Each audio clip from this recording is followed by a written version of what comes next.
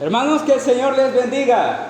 Amén. Vamos a iniciar una clase el día de hoy. Bienvenidos todos. Estamos estudiando, ¿se acuerdan el tema que estamos estudiando? La salvación. Estamos estudiando la salvación. Y antes, como siempre, hago un repaso de la clase anterior. ¿Se acuerdan que vimos en la clase anterior? ¿Sí? Estuvimos dando un repaso histórico de la división de pensamientos. ¿Se acuerdan? Y mencionábamos a Agustín, a Pelagio, mencionábamos a Arminio, ¿verdad? Arminio, y mencionábamos a quién más. ¿Ah? Calvino, correcto, Arminio y Calvino. Y decíamos que habían esa diferencia. Y la diferencia se basa en que o es completamente gracia divina o es gracia y colaboración con la gracia. Ahí está la diferencia. Ahí está la diferencia. Pero decíamos que eso no es nuevo, sino que es algo que se dio desde el principio. El apóstol Pablo predicaba de que la salvación era mera obra del Espíritu Santo, y los judaizantes decían de que Jesucristo tenía su mérito en el sacrificio, pero que también tenían que hacer las obras de la circuncisión, de la ley, y esa fue una lucha entre el apóstol Pablo y los judaizantes. Así que veníamos terminando al final, en la conclusión de eso, de que hablábamos de que un cristiano regenerado, al sentir que la salvación no se puede perder, un cristiano regenerado no puede ver una puerta para ir a pecar. No puede ver una ventana para ir a pecar. ¿Por qué? Porque eso es en contra de la naturaleza de Cristo en su vida. ¿Sí? Y hablábamos de que el versículo que leímos decía que era una advertencia a los que pecan deliberadamente. Y un cristiano salvo, regenerado, no es alguien que peca deliberadamente. Porque el que peca deliberadamente es un impío. No tiene a Cristo en su corazón. Pero un cristiano que tiene el poder del Espíritu Santo en su vida, le duele cuando peca. Y no quiere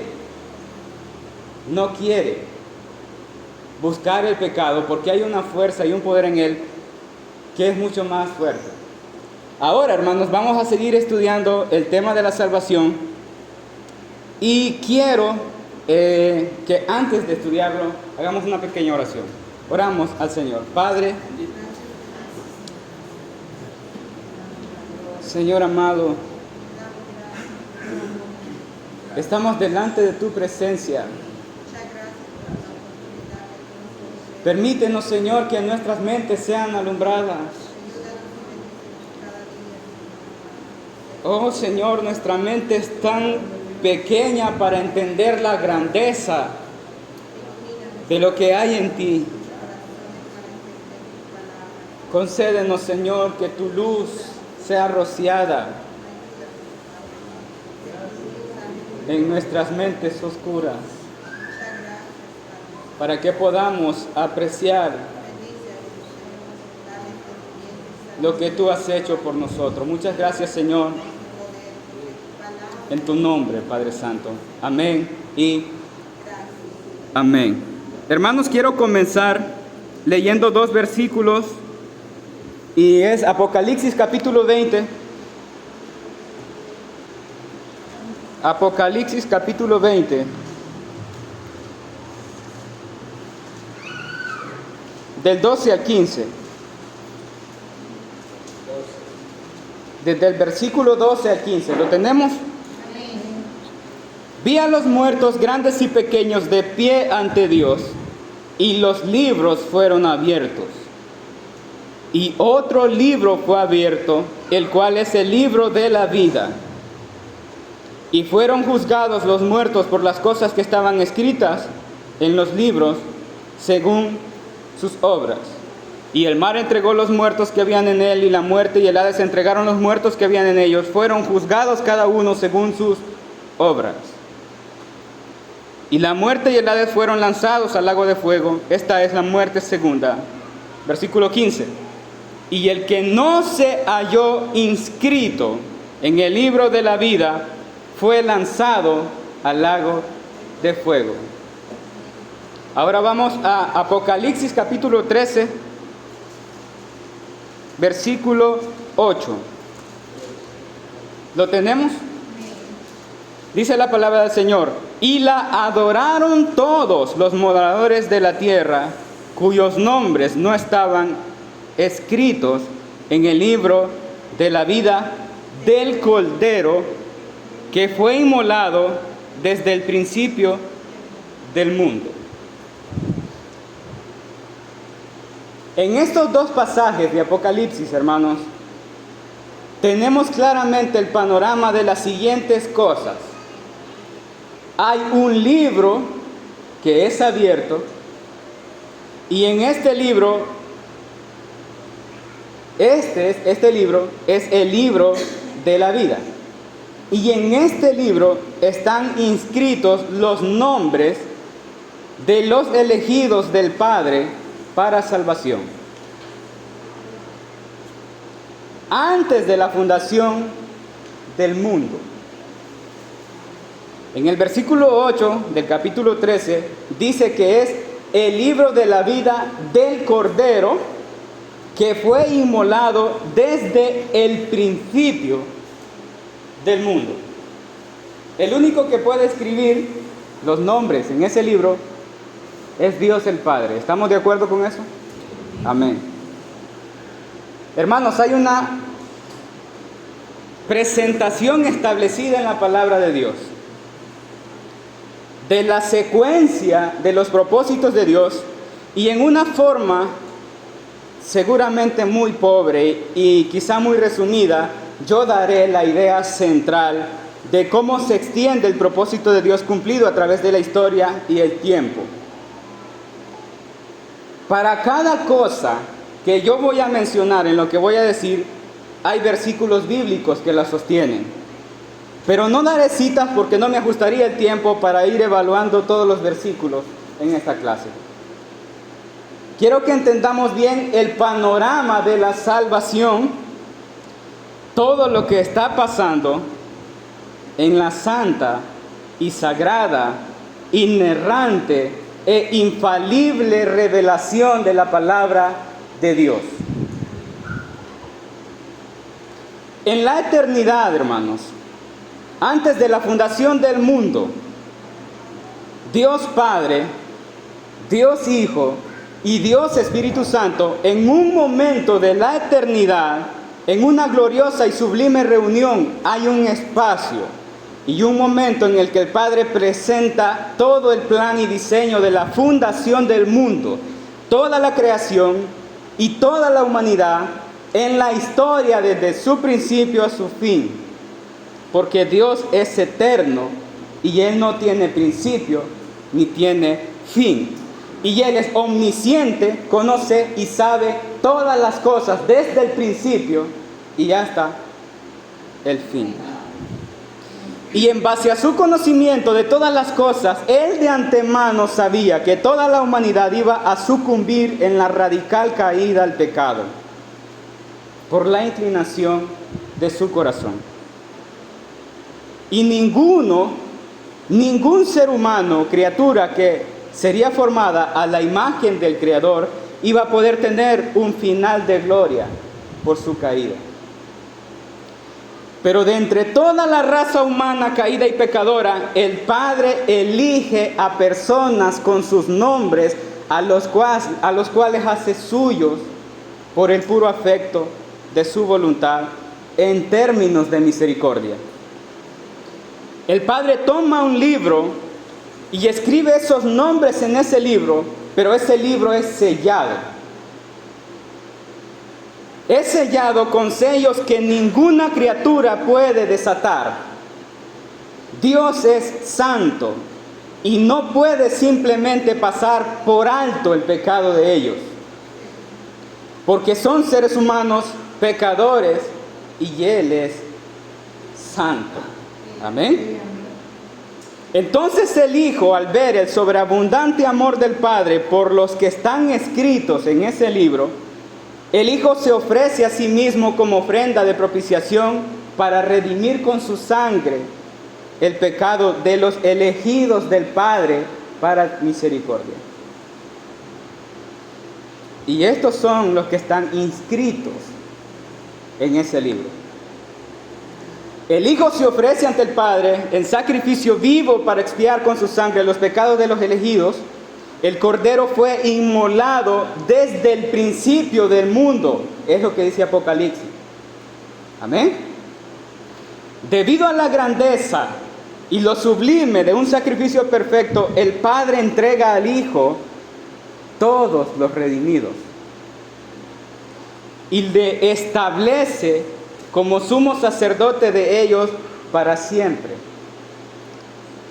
por cuanto ha pagado con su sangre la salvación de ellos. Dios Espíritu Santo está siendo testigo del pacto entre Dios Padre y Dios Hijo, establecido con un juramento de Dios Padre, firmado y sellado con la sangre de Dios el Hijo, en majestad sublime de santidad y el plan perfecto de la redención.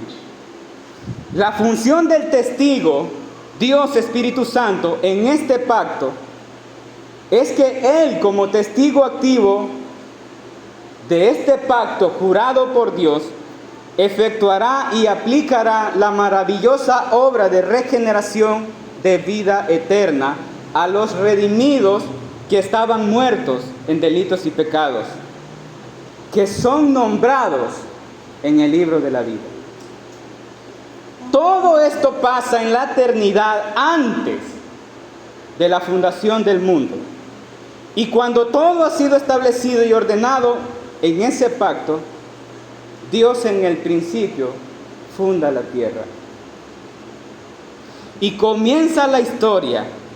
Dios creó el mundo, lo ordenó, creó al hombre, el hombre peca y es destituido y apartado de su gloria. Y desde el primer sacrificio del Cordero como ofrenda de Abel comienza el tipo de expiación de un Cordero perfecto, inmolado, como ofrenda a Dios. Pasa el tiempo y uno de los elegidos del Padre es llamado. Y Dios le promete un hijo. Y cuando el hijo es nacido, después de un tiempo, el Padre es probado. Dios le pide a su hijo como ofrenda en sacrificio. Y la Biblia dice que Abraham no rehusó en darle su único hijo. Abraham se convierte en tipo del Padre e Isaac como tipo de Cristo. Después de este momento, Dios, no pudiendo jurar por otro mayor, juró por sí mismo diciendo: en ti serán benditas todas las naciones de la tierra. Abraham se convierte en el padre de la fe, padre de Israel, y mientras el tiempo pasa en la historia, Dios, en la liberación de la esclavitud de su pueblo, hace manchar con sangre los dinteles y las paredes como símbolo de elección y preservación para libertad. Y en el orden de su palabra establece un sacerdote que sacrificaría cordero y rociaría la sangre sobre el pueblo como tipo de lo que habría de venir.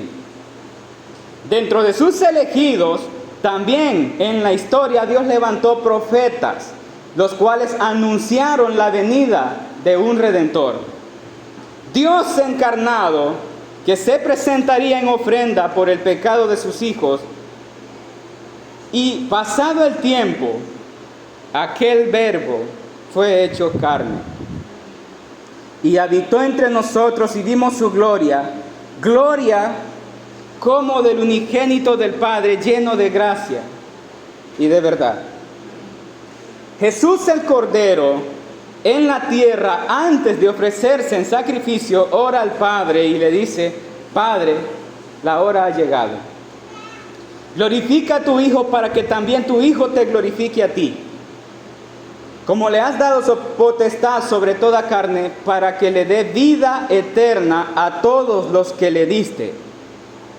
Y esta es la vida eterna, que te conozcan a ti, el único Dios verdadero, y a Jesucristo a quien has enviado. Yo te he glorificado en la tierra, he acabado la obra que me diste que hiciese.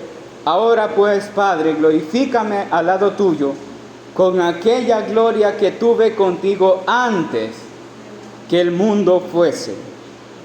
He manifestado tu nombre a los hombres que del mundo me diste. Tuyos eran, y me los diste, y han guardado tu palabra. Ahora han conocido que todas las cosas que me has dado proceden de ti, porque las palabras que me diste les he dado, y ellos las recibieron, y han conocido verdaderamente que salí de ti, y han creído que tú me enviaste. Santifícalos en tu verdad, tu palabra es verdad. La gloria que me diste yo les he dado, para que sean uno como nosotros somos uno. Padre, aquellos que me has dado, quiero que donde yo estoy, también ellos estén conmigo, para que vean mi gloria que me has dado, porque me has amado desde antes de la fundación del mundo. Y aquel Cordero, en una vida de perfecta santidad y suma obediencia, se sometió a la voluntad del Padre. Se ofreció como una ofrenda y fue llevado a la cruz. Y estando en el sacrificio, el Padre le abandonó, porque era el momento en el que el Hijo debía cumplir su parte del pacto. Dios Padre le imputó los pecados de todos los que había elegido para misericordia, y Dios quiso quebrantarlo en su justicia en expiación por el pecado de los que habían de ser redimidos. Y cuando el Padre hubo completado la satisfacción de su justicia, Jesucristo exclamó: consumado es. Toda su sangre fue derramada pagando el precio de los que el Padre eligió desde antes de la fundación del mundo. Al tercer día resucitó, y cuando ascendió al cielo, el Padre le exaltó hasta lo sumo y le dio un nombre que es sobre todo nombre, para que en el nombre de Jesús se doble toda rodilla de los que están en el cielo, en la tierra y debajo de la tierra, y toda lengua confiese que Jesucristo es el Señor, para gloria del Padre. Mas del Hijo dice: tu trono, oh Dios, por el siglo del siglo, cetro de equidad es el cetro de tu reino. Has amado la justicia y aborrecido la maldad, y el Hijo se presenta ante el Padre como cordero inmolado, habiendo expiado una vez y para siempre los salvos, sellando con su propia sangre la redención de sus elegidos. Y es ahí el momento sublime en el que el Padre cumple el juramento que hizo por sí mismo y lo establece como sumo sacerdote de los redimidos para siempre por su sangre. El Padre lo sienta a su diestra en el trono de la gracia con el cetro de justicia, y el testigo activo del pacto, Dios Espíritu Santo, es enviado como consolador por el Hijo. Y es enviado al mundo para que obre en todos los elegidos del Padre la regeneración, siendo Él mismo el sello imborrable y la garantía del pacto en cada persona que el Padre eligió de todas las tribus, pueblos, lenguas y naciones, de las cuales Él sigue incorporando en la iglesia cada día, mientras se completan los tiempos de la historia establecida en la cual nosotros estamos hoy.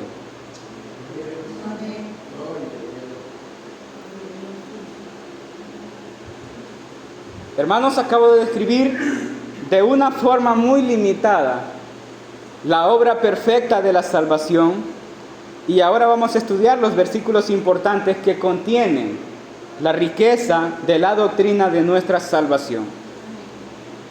Hebreos capítulo 5, versículo 8 al 10.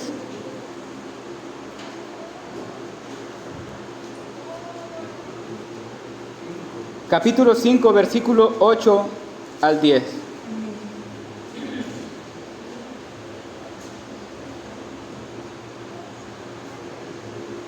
¿Lo tenemos? Y aunque era hijo, por lo que padeció, aprendió la obediencia, y habiendo sido perfeccionado, vino a ser autor de eterna salvación para todos los que le obedecen. Y fue declarado por Dios como sumo sacerdote según el orden de Melquisedec. Hebreos capítulo 7, versículo 20 al 28. ¿Lo tenemos? Y esto no fue hecho sin juramento, porque los otros ciertamente sin juramento fueron hechos sacerdotes, pero este con el juramento del que le dijo, juró el Señor y no se arrepentirá, tú eres sacerdote para siempre, según el orden de Melquisedec. Por tanto, Jesús es hecho fiador de un mejor pacto. Y los sacerdotes llegaron a ser muchos debido a que por la muerte no podían continuar. Mas este, por cuanto permanece para siempre, tiene un sacerdocio inmutable, por lo cual puede también salvar perpetuamente a los que por él se acercan a Dios, viviendo siempre para interceder por ellos. Porque tal sumo sacerdote nos convenía, santo, inocente, sin mancha, apartado de los pecadores y hecho más sublime que los cielos, que no tiene necesidad cada día como aquellos sumos sacerdotes de ofrecer primero sacrificio por sus propios pecados y luego por los pecados del pueblo, porque esto lo hizo una vez para siempre, ofreciéndose a sí mismo. Porque la ley constituye sumo sacerdote a débiles hombres, pero la palabra del juramento, posterior a la ley, al Hijo, hecho perfecto para siempre. He escuchado hablar a muchos del nuevo pacto, porque el escritor de Hebreos así lo muestra, el nuevo pacto. Pero él está explicando a los judíos un nuevo pacto, debido a que los judíos traían una historia de pactos entre Dios y el hombre. Y el escritor de los Hebreos relaciona y explica de esa forma, pero el nuevo pacto del cual el escritor en todo el libro de Hebreos habla, es un pacto que no fue hecho con ningún hombre. Solo fue anunciado por Dios mismo para el conocimiento del hombre, pero este es un pacto hecho antes de la fundación del mundo, fuera de la existencia del hombre. Este pacto no es como uno entre dos hombres pecadores en la tierra. Es Dios Padre, que es santo, Dios el Hijo, que es santo, y un testigo que es Dios Espíritu Santo. Ninguno de ellos tres puede mentir o incumplir cada una de las cosas de las que de forma individual están comprometidos en ese pacto. ¿Qué es lo que debe contener un pacto? ¿Cómo se establece un pacto? Un pacto tiene que haber dos partes, ¿verdad? Así como en el matrimonio, no se puede casar una persona él solo. Son dos partes. Amén. ¿Qué más hay en un pacto? Hay un juramento, ¿verdad? ¿Sí? Y este juramento del que estamos hablando no es un juramento con firmas simples, es un juramento con sangre. Y algo más importante es que entre ese pacto debe de haber testigo, ¿verdad? Así que en el principio está un pacto entre Dios Padre, Dios Hijo, por sangre, con un testigo, que es el Espíritu Santo. ¿Estamos entendiendo? Amén. Hay un juramento de Dios Padre y Dios Hijo que se hizo antes de la fundación del mundo. Y el versículo que leíamos dice: juró el Señor, en el versículo 21, segunda parte, juró el Señor y no se arrepentirá. Tú eres sacerdote para siempre, según el orden de Melquisedec. Pero ¿cuál es la función del sumo sacerdote? Hebreos capítulo 2, versículo 17. Hebreos 2, 17. Por lo cual había ser en todo semejante a sus hermanos, para venir a ser misericordioso y fiel sumo sacerdote en lo que a Dios se refiere, para expiar los pecados del pueblo. Expiar significa sufrir pena impuesta, borrando las culpas y llevando purificación. Vea lo que dice Hebreos capítulo 7, versículo 24 al 25. Mas de este, por cuanto permanece para siempre, tiene un sacerdocio inmutable, por lo cual puede también salvar perpetuamente a los que por él se acercan a Dios, viviendo siempre para interceder por ellos. Amén. Ahí está bien, ahí lo dejamos. Entonces, Jesucristo tiene un sacerdocio inmutable. Y dijimos que inmutable es que no cambiará su función, ni podrá dejar de expiar el pecado de los redimidos. En Él está el poder para salvar perpetuamente a los que por Él se acercan a Dios. Salvar perpetuamente significa salvación eterna. Amén. Vive para interceder por ellos. ¿Por qué el Padre lo instituye como sumo sacerdote? ¿Por qué razón Jesucristo intercede por los salvos? Porque aunque son salvos, siguen pecando. Por la radical caída de una naturaleza con la cual luchan y lucharán hasta el último día de su vida, hasta ser transformados y glorificados. Es por lo mismo que vimos en la clase anterior que los salvos pecan, aunque sean salvos. Son seres humanos en proceso de santificación. No pecan deliberadamente, pero no son seres humanos sin pecado. Amén. Jesucristo no tiene necesidad de presentar más sacrificios. Se ofreció una vez y para siempre, y fue hecho perfecto para siempre. Vea versículo 27 y 28. Que no tiene necesidad cada día, como aquellos sumos sacerdotes, de ofrecer primero sacrificios por sus propios pecados y luego por los del pueblo. Porque esto lo hizo una vez para siempre, ofreciéndose a sí mismo. Porque la ley constituye sumos sacerdotes a débiles hombres, pero la palabra del juramento, posterior a la ley, al Hijo, hecho perfecto para siempre. Quiero que leamos 4 versículos en los que se encuentra la riqueza de la intención de Dios en la salvación, y por lo cual Dios interpuso juramento en el pacto con el Hijo, Y quiero que estudiemos las bases de nuestra salvación. Hebreos 6, 17 al 20. Hebreos 6, 17 al 20.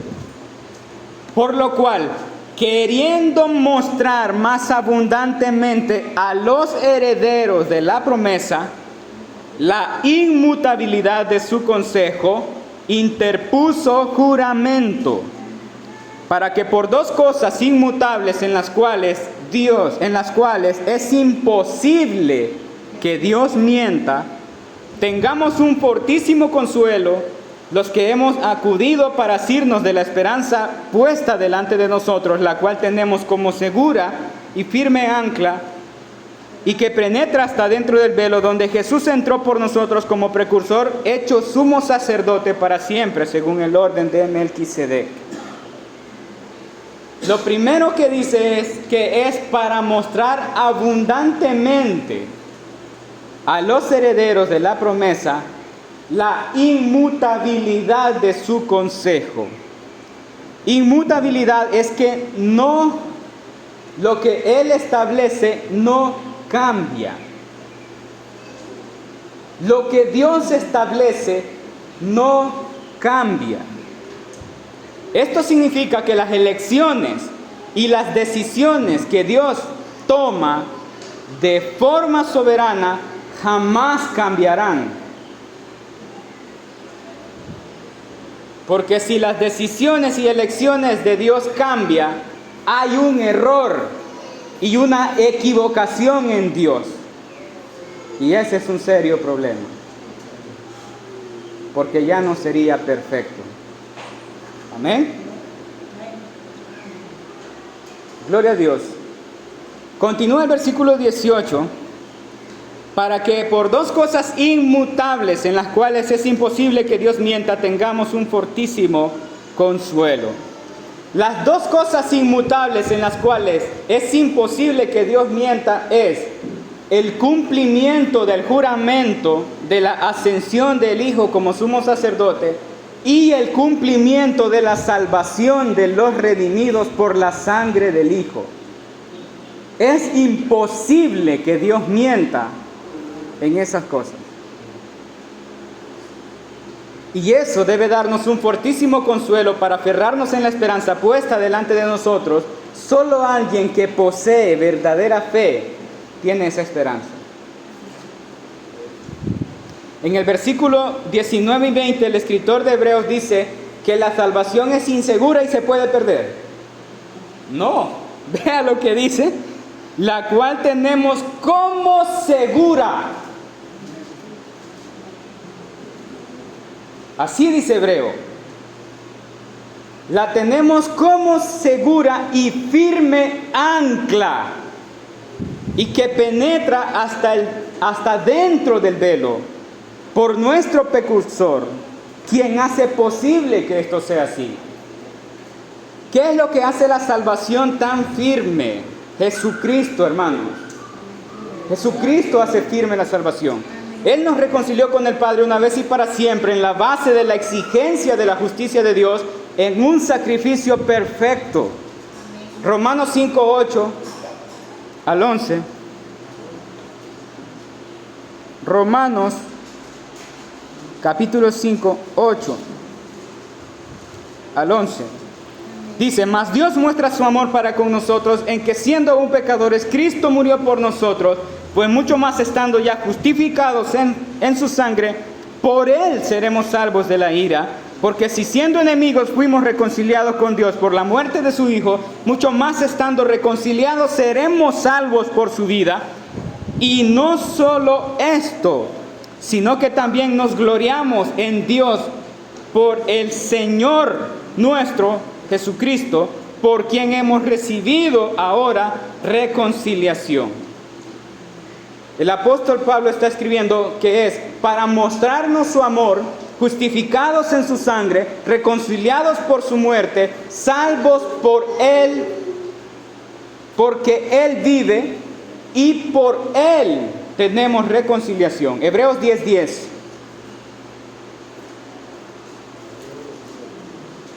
Gloria a Dios. Hebreos 10, 10.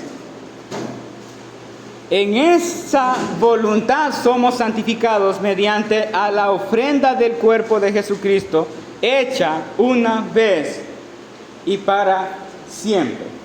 Ahora, hay personas que piensan y defienden de que Dios solo nos reconcilia y nos perdona nuestros pecados de la vida pasada hasta que nos convertimos.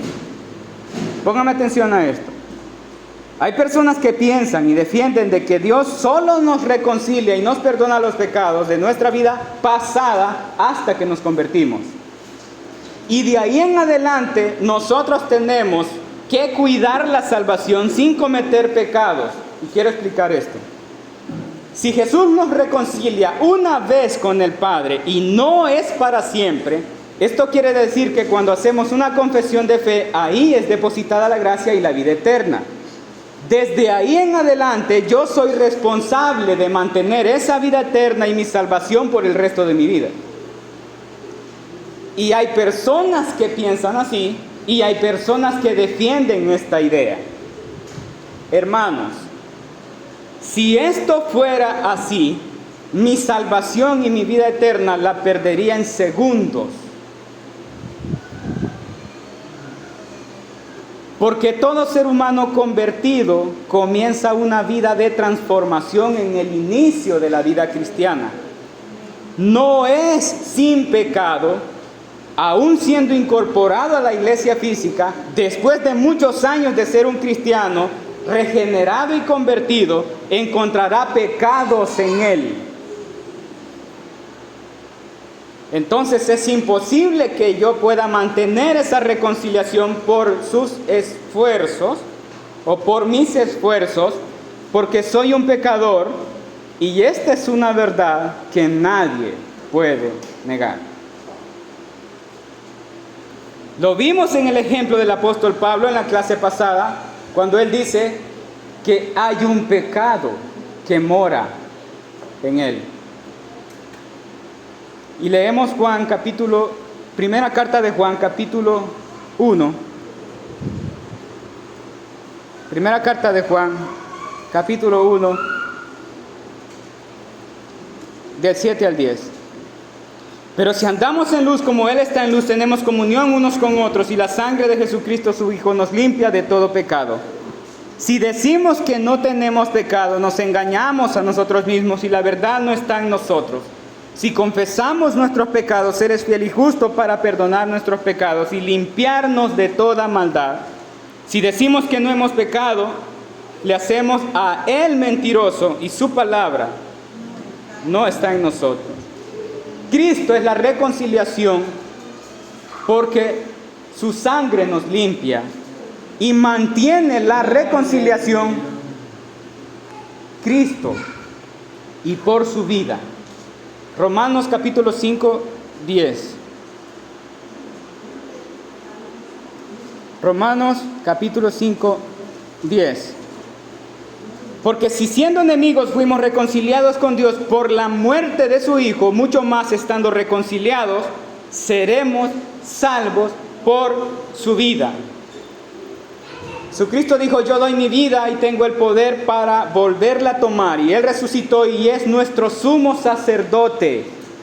Cristo es quien mantiene la reconciliación de los salvos y quien nos limpia de toda maldad. Él es el que nos justifica y Él es la persona del mérito. Amén. Tenemos entrada a esta fe por la gracia. Es un favor inmerecido porque por gracia sois salvos por medio de la fe. Y esto, hermanos, la fe no es de nosotros. Es un don de Dios. Así que Dios nos da fe para que podamos tener entrada a la gracia. No dice que podemos estar entrando a la gracia y saliendo de la gracia. El apóstol Pablo enseña de que estamos firmes en ella. El escritor dice: mantengamos firme. Y puede ser que hayan salvos que puedan tener inseguridad de su salvación. Casi siempre un cristiano salvo que no conozca esta verdad va a dudar de que su salvación es segura y va a dudar porque hay desobediencia en su vida a los mandamientos de Dios. Eso le da muchas dudas. Amén. Y él sabe que no está obedeciendo la palabra de Dios como Dios lo manda. ¿Sí? Pero la inseguridad de ellos no hace que la salvación sea insegura. El apóstol termina diciendo que esa es nuestra esperanza y fiel es el que la prometió, porque la prometió un Dios que no miente. En Romanos 8:1 dice que ninguna condenación hay para los que están en Él. Ninguna condenación hay para los que son hallados por Él.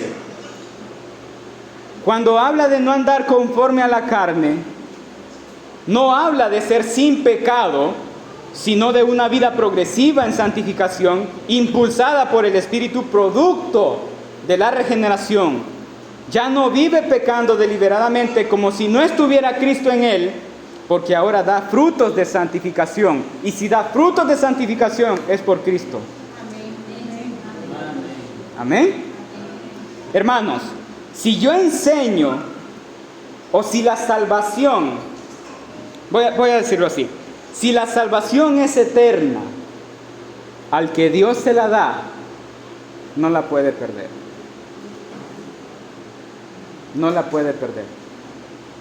Si yo enseño que una persona salva, a quien Dios le ha dado salvación eterna, puede perder su salvación, estoy en contra de lo que Jesucristo dijo, y con eso afirmo de que Jesucristo es mentiroso. Porque si la salvación que Cristo da se pierde, es una salvación mentirosa. No es una salvación eterna, es una salvación que Cristo da, pero que tiene límites y condiciones que yo debo sostener con mis méritos. Porque de eso depende si soy salvo o no. Si yo como maestro, escúchenme bien, enseño que la salvación que Cristo da se puede perder, y a quien Dios inscribió en el libro de la vida se puede perder, haría a Dios mentiroso. Porque la salvación de los elegidos por el Padre depende de la integridad y veracidad de la misma palabra y juramento de un Dios santo y verdadero que no miente. Así que antes de yo pensar que la salvación se puede perder, tengo que subir estas cosas a la mesa. Hay un libro de la vida que lo escribió el Padre. Hay una elección soberana de Dios en donde Él elige por nombre a personas y las escribe en ese libro. Luego hay un pacto con un juramento y sangre entre el Padre y el Hijo.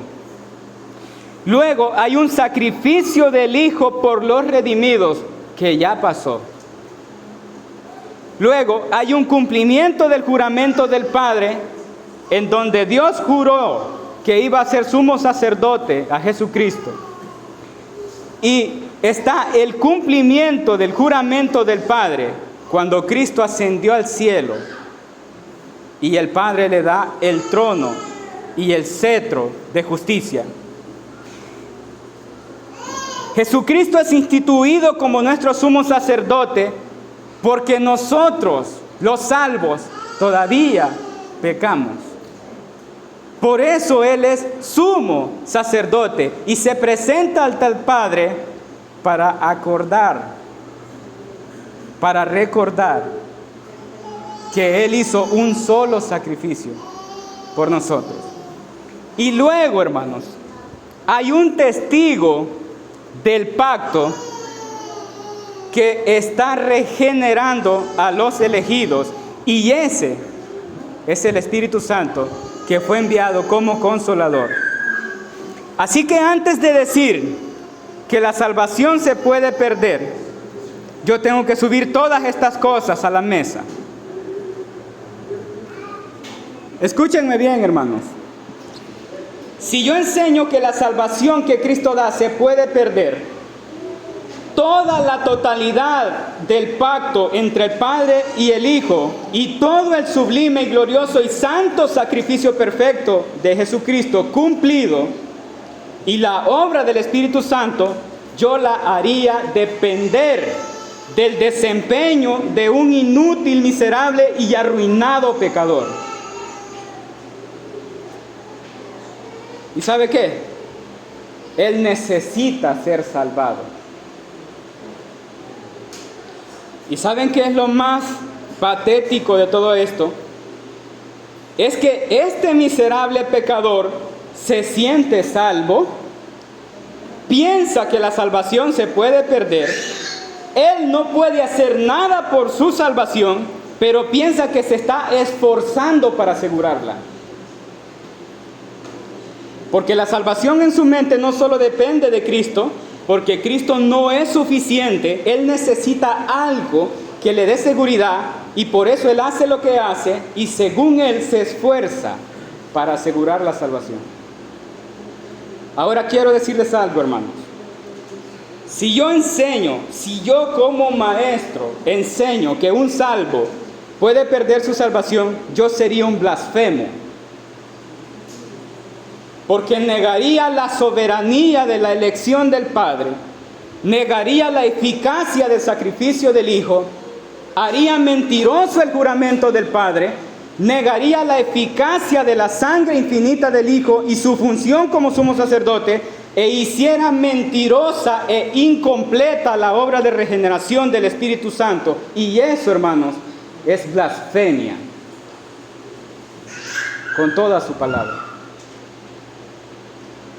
Yo estoy dispuesto a enseñar y defender esta verdad porque está cimentada en la absoluta gloria del Padre, en la absoluta gloria del Hijo y la absoluta gloria del Espíritu Santo. Porque si yo hago algo diferente y si no defiendo la verdad con firmeza, yo sería un blasfemo, porque esa es la verdad. Estaría usando la palabra de Dios para torcer esta verdad, haciendo depender toda la grandeza de Dios en las decisiones de un hombre miserable, indigno del amor de Dios.